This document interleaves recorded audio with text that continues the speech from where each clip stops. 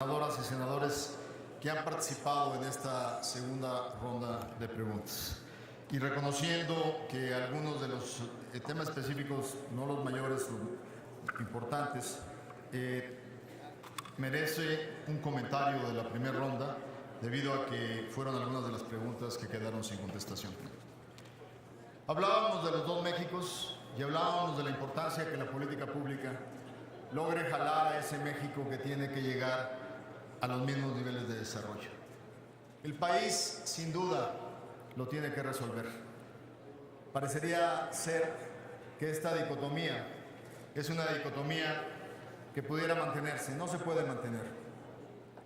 Justamente en un país claro, con condiciones de viabilidad democrática, el sur-sureste tiene que estar integrado en el norte.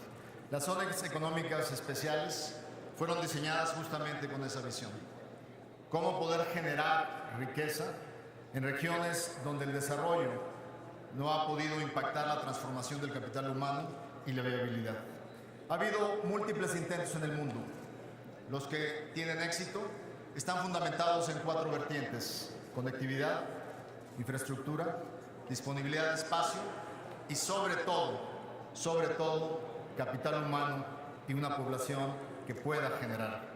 Es por eso que las 4 zonas económicas estratégicas del sur-sureste, creadas por el presidente Peña y aprobada la ley por este legislativo, tiene objetivos estratégicos para la inversión. La Secretaría de Economía tiene el compromiso de anclar inversiones importantes. Lo hemos hecho ya con un compromiso en la zona de Guerrero, Michoacán, con una expansión de una planta acerera, y lo seguiremos haciendo en Chiapas, en la zona petroquímica clara del Golfo de México y sin duda en el sector agroalimentario del sur-sureste. Para tener éxito es necesario seguirle apostando e impulsar. No es con ejercicios presupuestales dispersos, sino con soluciones integrales que pueden lograr esta transformación.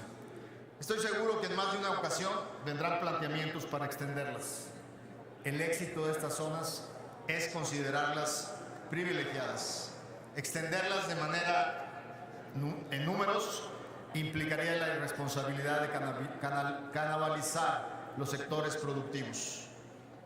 La pobreza, sin duda, hay que combatirla con generación de riqueza, pero para generar una zona económica especial tiene que haber elementos como los que actualmente existen para poder dinamizarlas. Sin duda, hay un tema que cruza a través de toda esta participación, y es la desigualdad. La desigualdad es claramente el reto más grande que tiene México. Para poderla combatir es necesario utilizar instrumentos efectivos. Les doy un ejemplo de uno solo, que gracias al trabajo de la administración del presidente Peña y el legislativo mexicano fue posible lograr. Una ley de competencia económica que garantice realmente la protección contra el ejercicio de prácticas ilegales de concentración. Eso ha ocasionado que los mexicanos, a través de muchos años, hubieran pagado innecesariamente los costos de esta concentración. Por eso hay ricos tan ricos, porque no se les exigía que compitieran en condiciones de igualdad. Es muy sencillo. En este país vivimos la responsabilidad de haber tenido durante más de 70 años un sistema político centrado en un partido hegemónico. Ya no eran momentos para seguir teniendo un partido así, ni un gobierno así. Por eso acogimos la democracia, por eso acogimos la competencia. Lamentablemente, hubo una transición en el año 2000 que nos llevó a un partido político diferente en esta conducción. Lamentablemente, este partido quiso conducir este país con los mismos instrumentos de un partido hegemónico. ¿Y cuál fue el resultado? Que los poderes fácticos se treparon encima, que los que mandaban eran los monopolios y no el interés de la gente. Para transformar hay realmente que comprometerse con el cambio, hay realmente que entender los instrumentos que hay que tocar para poder realmente lograr el beneficio colectivo. Y hoy, frente a una nueva reto, yo realmente creo que estamos en el lugar y en el momento apropiado. Hagamos de esta transición una verdadera reforma que vuelva a balancear los poderes de la gente contra los poderes fácticos. y eso está en manos del Estado mexicano. Adicionalmente,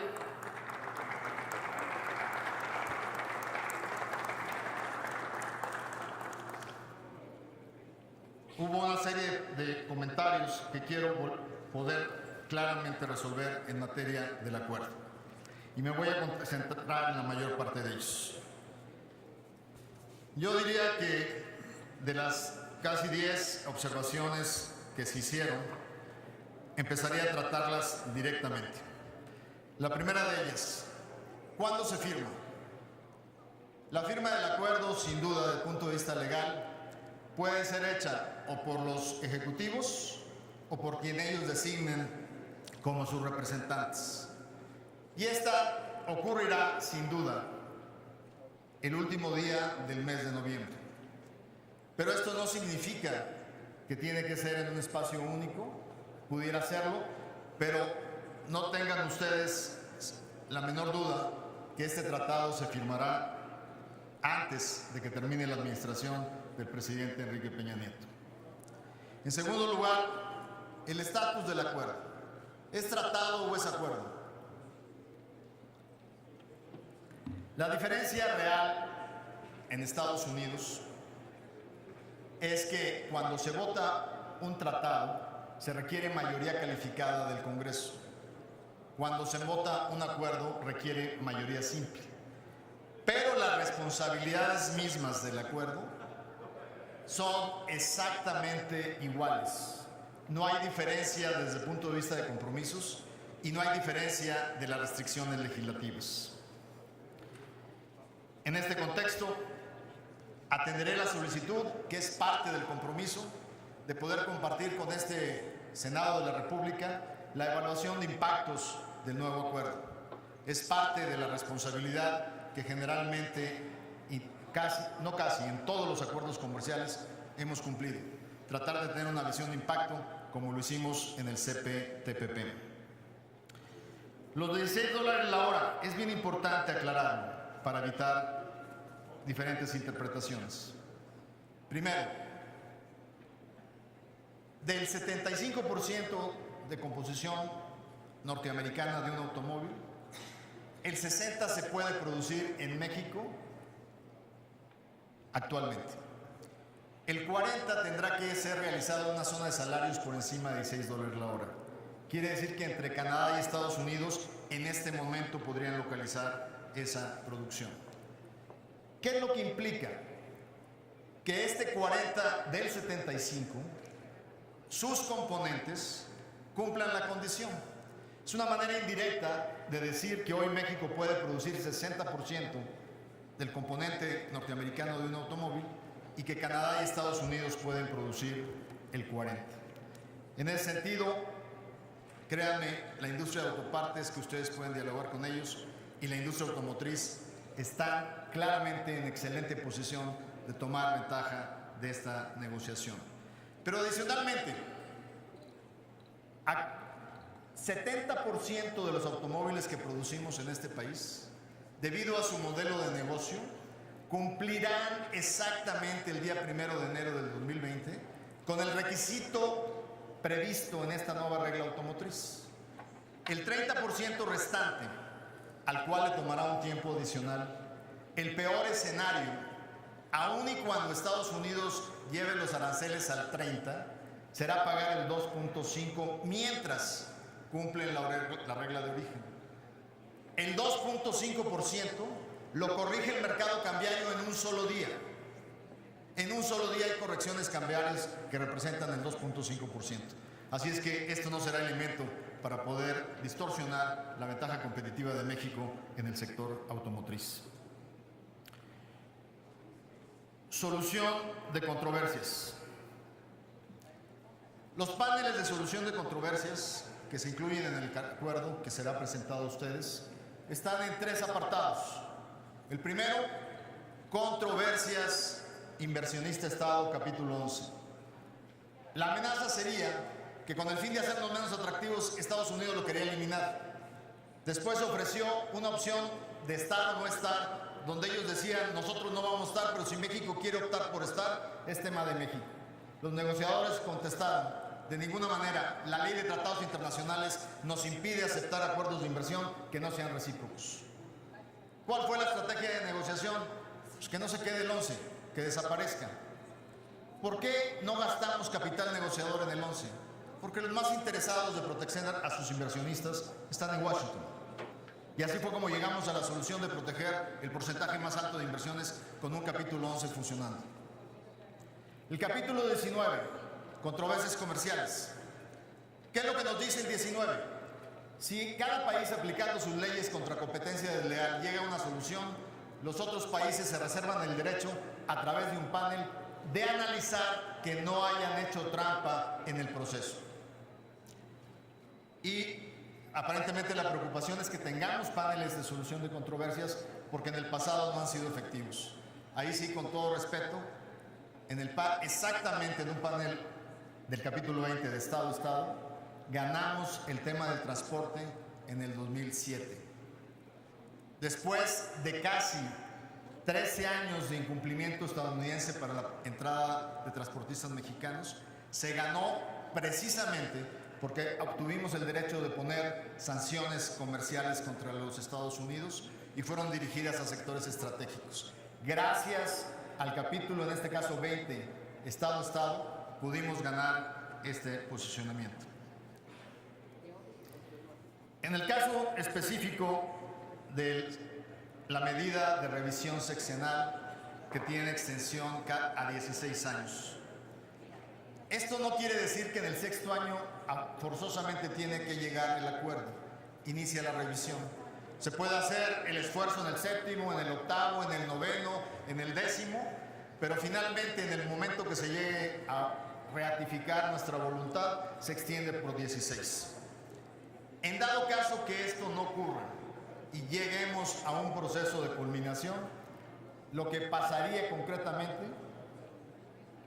como es el escenario actual, que el país que se quiera salir se sale, pero el acuerdo no se destruye y se refuerza bilateralmente si es necesario.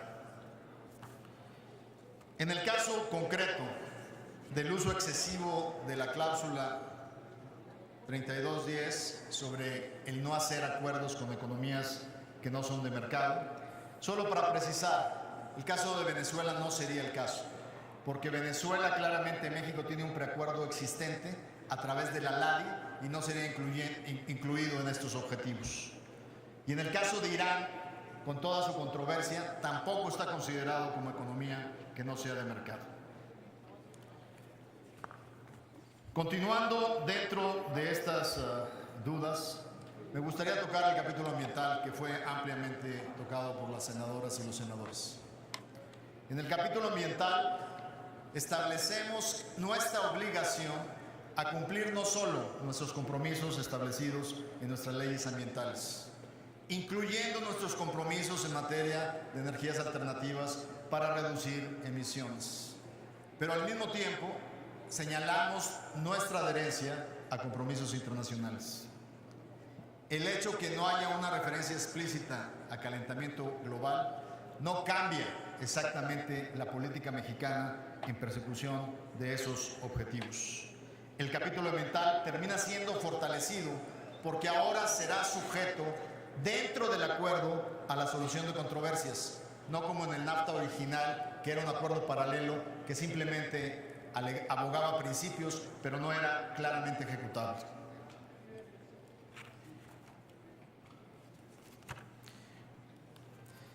Dentro del proceso de preguntas, hubo una pregunta muy concreta de la senadora Ifigenia Martínez de Navarrete, a quien le agradezco, y le agradezco no solo su pregunta, sino haber estado claramente comprometida en la legislatura que nos tocó como diputados en la Comisión de Economía para poder sacar adelante leyes muy importantes para este país. Gracias, senadora Ifigenia Martínez. Su pregunta está asociada con los hidrocarburos y con el tema claro de solución de controversias.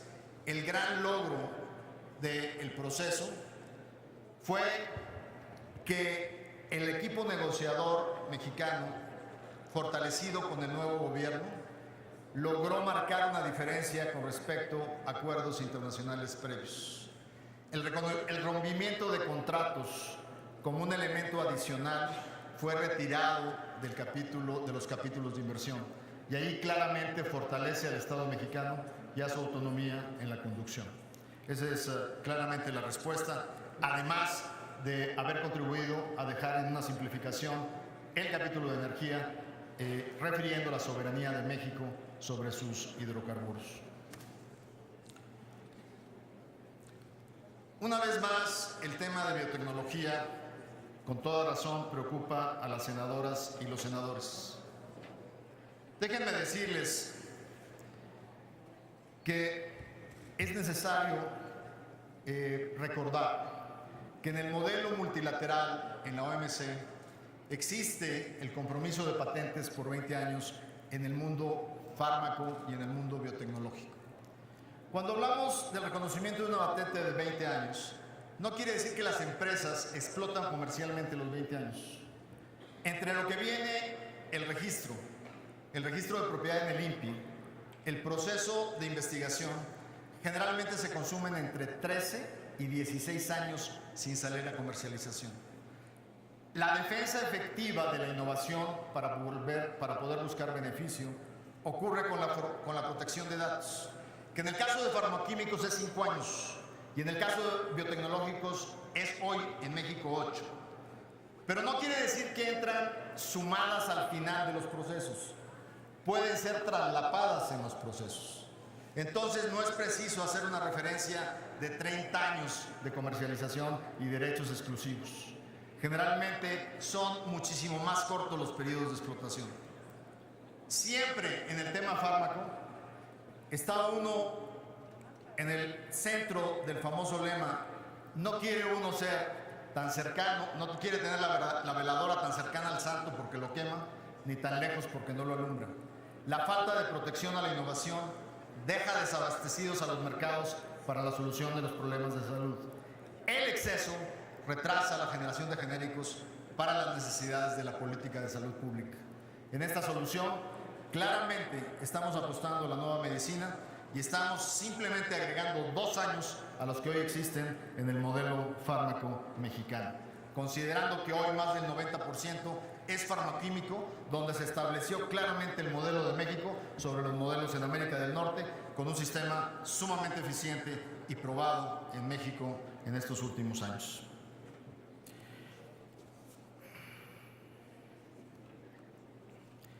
En el tema de acero, simplemente reafirmar el compromiso que ya hice.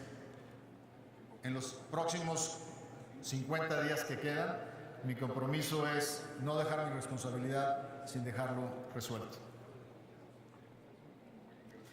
Dentro de los temas que se establecieron en la discusión, también quiero compartir con ustedes, y esto es ya para cerrar.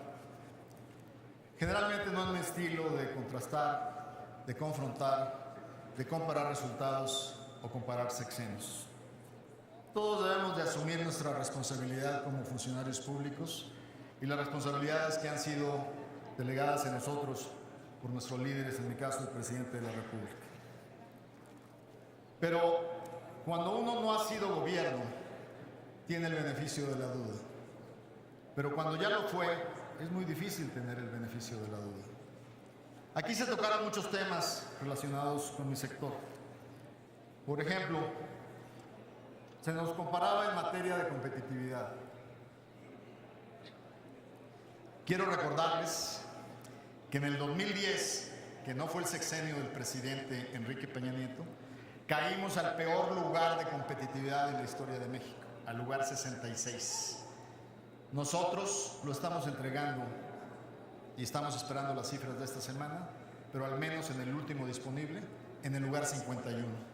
Solo ahí hay 15 lugares de mejoría. Se nos acusa de tener efectos sobre la pobreza, sobre los resultados económicos. Pero déjenme compartirles cifras muy sencillas. El valor adquisitivo del salario mínimo en México en la administración de Enrique Peña Nieto De acuerdo a cifras oficiales de órganos autónomos, se recuperó en 16.8%. En el sexenio anterior solo en 1.3%. Más de 12 veces la recuperación.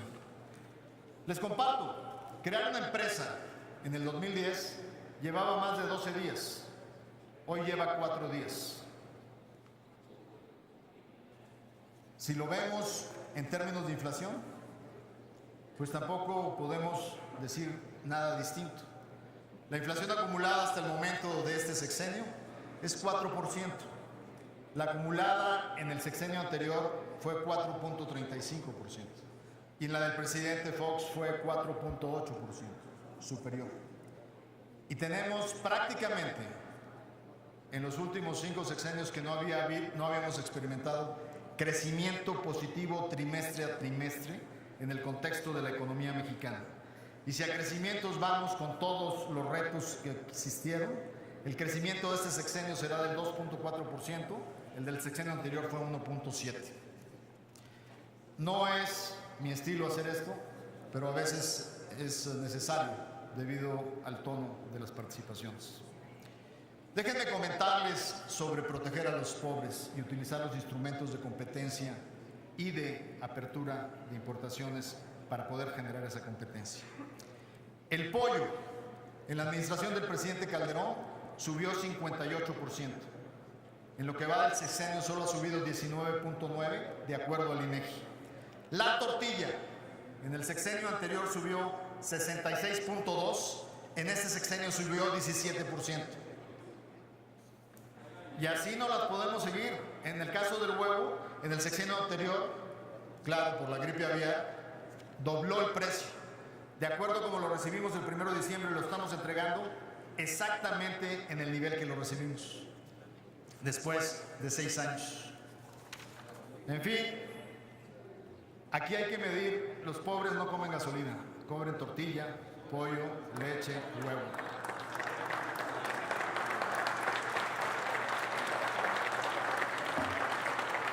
Señoras y señores diputados, si me permiten, iré yo al cierre.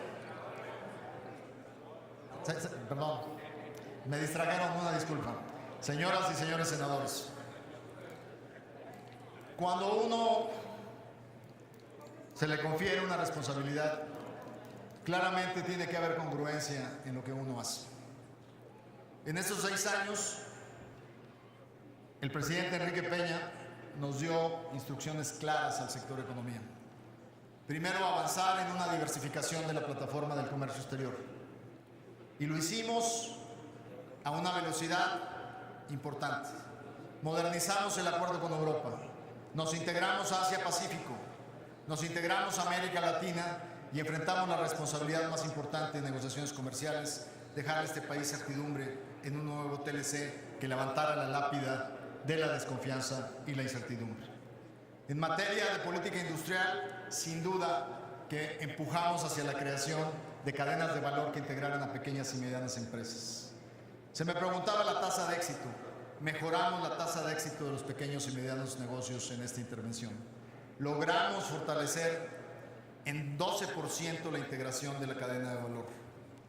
Sin duda, en temas de mejoramiento del ambiente, que es lo que más sufren las pequeñas, también atendimos la creación de sociedades de acción simplificada en conjunto con este Senado de la República y en el Congreso, dándole la posibilidad a los mexicanos que generan ingresos por abajo de 5 millones anuales de poder crear una empresa sin pagar un notario y poderla construir en 24 horas cumpliendo con todas sus obligaciones. Hoy hay más de 17,000 empresas creadas en ese sistema. Bajamos el número de días de creación de negocios. Fortalecimos el sistema de patentación y fortalecimos el sistema para poder impulsar la innovación aplicada al sector productivo. Sin duda hay pendientes. Sin duda nos queda y les quedará mucho por hacer. Pero el objetivo es que todos trabajemos en la misma dirección. Si fuimos capaces, después de 20 años de intentos, de generar reformas importantes y necesarias para este país, creo que el camino claramente lo podemos seguir. Y lo podemos seguir trabajando todos juntos, sin distinciones partidistas,